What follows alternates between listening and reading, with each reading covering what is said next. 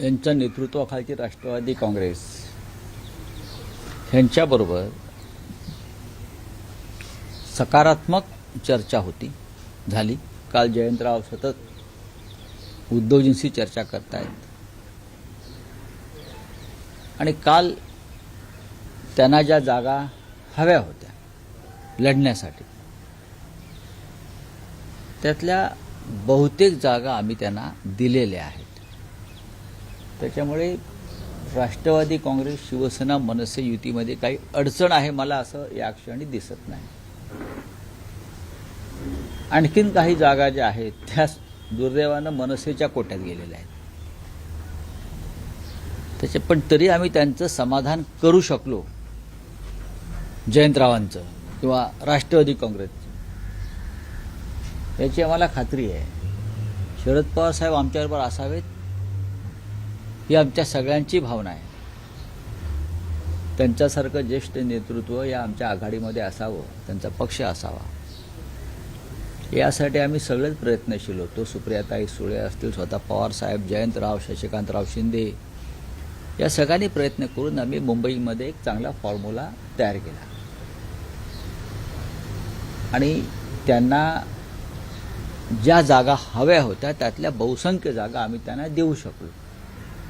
त्याच्यामध्ये खरं म्हणजे शिवसेनेचं नुकसान झालेलं आहे. आमच्याकडल्या जागा गेल्या. पण ठीक आहे, युतीमध्ये किंवा आघाडीमध्ये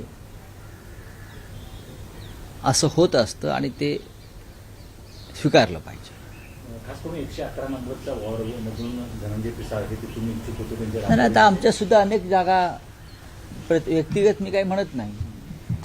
आता आम्ही ज्या मनसेला जागा दिल्या त्या आमच्या सिटिंग जागा बऱ्याचशा आहेत, किंवा शरद पवार साहेबांच्या पक्षाला आम्ही जागा दिल्या त्या आमच्या सिटिंग जागा आहेत. तिथे आमचे लोक नाराज झाले आहेत ना. व्यक्तिगत कशा करता बोलताय तुम्ही? आमच्याही लोकांमध्ये तिथे अस्वस्थता आहे ना, त्यांची संधी गेली ना. पण आघाडीमध्ये आणि युतीमध्ये ह्या गोष्टी पाहायच्या नसतात, कारण ही आघाडी आणि युती जी आहे ही एका विशिष्ट हेतूने झालेली असते. मग मुंबईचा विषय आहे, महाराष्ट्राचा विषय आहे, भाजपच्या पराभवाचा विषय आहे. भविष्यामध्ये जेव्हा सत्ता येईल तेव्हा अनेक पदं उपलब्ध होतात. त्याच्यामध्ये या सर्व ज्यांच्यावर अन्याय झाला त्या कार्यकर्त्यांना सामावून घेतलं जाईल, ही आमच्या सगळ्यांची भूमिका आहे. आपले भाऊ संदीप राऊत देखील येतो. मला माहीत नाही, मला वाटत नाही. एकीकडे मुंबईत राष्ट्रवादी शरद पवार गट तुमच्या किती चर्चा करतो, पुण्यामध्ये मात्र काही वेगळं घडताना पाहायला मिळत आहे. कुठे चर्चा होते अजित पवारांची, शरद पवारांची, परत ती फिसकटते, परत महाविकास आघाडीसोबत बैठक होती, परत अजित पवार, शरद आणि दुसऱ्यांबरोबर चर्चा. मला माहीत नाही काय चाललंय. तुम्ही हा प्रश्न त्यांना विचारू शकता. त्यांच्या पक्षात काय चाललंय हे मी कसं काय बोलू? जेव्हा त्याचा निर्णय बाहेर येईल तेव्हा मी बोलू शकेन की बाबा हे असं असं घडलेलं आहे. अजून तिथे तसं काहीच घडताना दिसत नाही आहे आमच्यासाठी.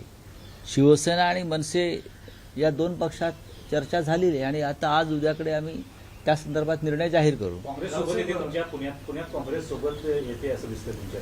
हो, आमचा तसा प्रयत्न सुरू आहे आणि त्यांचाही प्रयत्न सुरू आहे. परंतु काँग्रेसला मनसे तिथं पुण्यात चालते, परंतु मुंबईत चालत नाही, अशा प्रकारचा एक प्रश्न त्याचे. नाही, मुंबई ही वेगळी संस्थान आहे प्रत्येकाचं.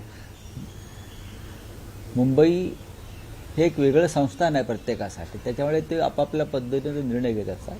पण आमच्यासाठी मुंबई महाराष्ट्राची राजधानी आहे आणि त्याच्यावर मराठी माणसाचा अधिकार राहिला पाहिजे, ही आमची भूमिका आहे. रावसाहेब, अलीकडे महापालिका निवडणुकांमध्ये एक नवी पद्धत अलीकडच्या काळात बघायला मिळते. उमेदवारी यादी घोषित करण्यापेक्षा थेट एबी फॉर्म देऊन सगळ्याच राजकीय पक्षांमध्ये होताना दिसते की एबी फॉर्म उमेदवाराला परस्पर दिले जात आहेत यादी घोषित करण्याऐवजी. यादी घोषित करण्याचा आग्रह कशा करताय? टाळण्यासाठी. नाही, पण यादी अनेक वर्ष मी तर यादी कधी घोषित झालेली पाहिली नाही. यादी घोषित करण्याचा आग्रह कशा करताय? प्रत्येक पक्षानं आपलं एक धोरण ठरवलं असेल, हे आमचे उमेदवार आहेत, त्यांनी जाऊन हा अर्ज घेऊन, एबी फॉर्म घेऊन अर्ज भरावा. त्यानुसार उमेदवारांच्या बैठका घेतल्या जातात संभाव्य, आणि त्यांना तशा सूचना दिल्या जातात आणि अर्ज भरल्यावर त्यांची नावं तुम्ही प्रसिद्ध करता सगळे. हीच पद्धत आहे. निवडणुकीमध्ये असं दिसतंय की अभूतपूर्व बंडाळीला सगळ्याच राजकीय पक्षांना सामोरं जावं. प्रत्येक निवडणुकामध्ये अलीकडच्या काळामध्ये भारतीय जनता पक्ष सत्तेत आल्यापासून या मंडळ्या वाढलेल्या आहेत. मंडळांना उत्तेजन दिलं जातं. पूर्वी निवडणुकीच्या रिंगणामध्ये मोजके पक्ष होते. आता 2 शिवसेना, 2 राष्ट्रवादी काँग्रेस आहेत ना, पर्याय उपलब्ध आहेत. असंतुष्टांना पर्याय उपलब्ध आहेत. आणि मग त्यात पैशाचा वापर करून लोक विकत घेतले जातात. त्यातून बंडाळ्या होतात. बंडाळांना उत्तेजन दिलं जातं. भाजपकडून मुंबईत उत्तर भारतीय मतदारांना आकर्षित करण्यासाठी जी स्टार पद्धतीची यादी आहे किंवा त्यामध्ये योगी आदित्यनाथ आहेत, मैत्री ठाकूर आहेत, इतर मनोज तिवारी आहेत, असे उत्तर भारतीयांना आकर्षित करण्यासाठी एक वेगळी स्ट्रॅटेजी नाही, त्यांच्यामध्ये त्यांनी मुंबईची फाळणी केलेली आहे. एक परप्रांतीयांची मुंबई आणि दुसरी मुंबई एक मराठी माणसांची मुंबई अशी भाजपनं सरळ फाळणी केली. आमच्यासाठी मुंबई अखंड आणि एक आहे. जे मुंबईकर आहेत त्यांनी मुंबईच्या विकासासाठी एकत्र येऊन मतदान करावं. पण भारतीय जनता पक्षानं कायम प्रांतवाद, जातवाद आणि धर्मवाद या आधारावर निवडणुका लढल्या आणि मुंबईसुद्धा तेच करतायत. तुम्हाला योगी आदित्यनाथ मुंबईत कशा करता पाहिजे, मैथिली ठाकूर कशा करता पाहिजे, किंवा अन्य कोणी कशा करता पाहिजे, कशा करता पाहिजे? तुम्ही सक्षम नाही आहेत का? हा जर मतदार मुंबईचा नागरिक आहे, मुंबईकर आहे, तर मग भारतीय जनता पक्षाच्या महाराष्ट्रातल्या नेत्यांनी त्यांच्यासमोर गेलं पाहिजे. पण तुम्ही योगींना आणणार, तुम्ही रेखा गुप्ताला आणणार, तुम्ही मध्य प्रदेशच्या मुख्यमंत्र्यांना आणणार, म्हणजे त्या प्रांताचे जातीच्या लोकांना त्या भागातून लोक आणून तुम्ही आकर्षित करण्याचा प्रयत्न करताय. मग तुम्ही काय करताय इतके वर्ष मुंबई महाराष्ट्रात? तुम्ही जिंकण्याची गोष्ट करताय ना, मग तुम्ही जिंकून दाखवा ना. साहेब, छत्रपती संभाजीनगरमध्ये रशीद मामूनचा जो प्रवेश आहे तो वादग्रस्त बनताना आपल्याला पाहायला मिळतोय. कारण स्वतः चंद्रकांत खैरेंचा विरोध आहे आणि देवेंद्र फडणवीसांची प्रतिक्रिया आलेली आहे की हिंदू हृदय सम्राट बाळासाहेबांच्या सुपुत्राकडून मतांसाठी लांबून चालन केलं जातंय अशी टीका फडणवीसांची. आणि त्यांचं असं म्हणणं आहे की ठाकरेंना विशिष्ट लोकांचे जोडे चाटायचे आहे. जसे तुम्ही अजित पवारांचे चाटताय, अशोक चव्हाणांचे चाटताय, सर्व भ्रष्टाचारांचे चाटताय निवडणुका जिंकण्यासाठी, हे काय आहे? रशीद मामू वगैरे विषय सोडून द्या. निवडणुका जिंकण्यासाठी तुम्ही सुद्धा या देशातल्या सर्वोत्तम भ्रष्टाचारांचे जोडे चाटताच आहात ना. ज्यांना नरेंद्र मोदींनी भ्रष्टाचारी ठरवलं असे अजितदादा पवार, अशोकराव चव्हाण यांचे जोडे कोण चाटताय? कशा करता चाटताय? मग हे सगळे एकाच माळ्यातले मणी आहेत. दोन्ही ठाकरे बंधू एकत्र आल्यामुळे मुंबईतला जी काही आकडेवारी समज 67 प्रभागांमध्ये विशेष करून दोन्ही ठाकरेंची ताकद वाढलेली पाहायला मिळते. आम्ही 115 जागा जिंकतो या क्षणी. 67 काय घेऊन बसलाय तुम्ही? जो बहुमताला जो एक आकडा लागतो, या क्षणी मनसे, महाराष्ट्र नवनिर्माण सेना आणि शिवसेना हे शतक पार करतायत. 117 ते 120 पर्यंत जागा आम्ही जिंकू, हा आत्मविश्वास आम्हाला आहे आणि मतदारांना सुद्धा आमच्या आहे. ठाण्यामध्ये शिवसेना मनसे काय स्थिती असेल? काही तिकडचं काही, कारण ठाण्याचं बाळासाहेबांचं विशेष प्रेम ठाण्यावरही राहिले, राष्ट्रवादी त्यामुळे तिथे काय महाविकास आघाडी म्हणून आहे की शिवसेना मनसे म्हणून आहे? काय नेमकं घडतंय? शिवसेना मनसे नक्कीच आहे. पण आमच्या लोकांनी राष्ट्रवादी काँग्रेसचीही चर्चा केलेली आहे, पण माझ्याकडे त्याविषयी फार माहिती नाही आहे. पण शिवसेना आणि मनसेमध्ये जागा वाटप पूर्ण झालेलं आहे. तिकडले राष्ट्रवादी काँग्रेसच्या नेत्यांशीही चर्चा झालेली आहे. खास करून जितेंद्र आव्हाड यांच्याबरोबर सुरुवातीलाच बैठका झालेल्या आहेत. त्या संदर्भात तुम्हाला संध्याकाळपर्यंत निकाल मिळेल. शक्यता आहे की महायुतीत तिथे भाजप स्वबळावर लढण्याची शक्यता आहे. स्थानिक आमदार म्हणतात की आजपर्यंतचा अल्टिमेटम आहे, जर आज नाही झालं तर स्वबळावर लढू. हे सगळं घडत असताना ठाण्यात नमो ठाणे असेही बॅनर लागले. नमो ठाणे, नमो भारत, नमो ठाणे वेगळी आणि श्रीकांत शिंदे तर वेगळ्या सभा घेत आहेत स्वतंत्र. नाही, ठीक आहे. अल्टिमेटम वगैरे असा काही नसतो.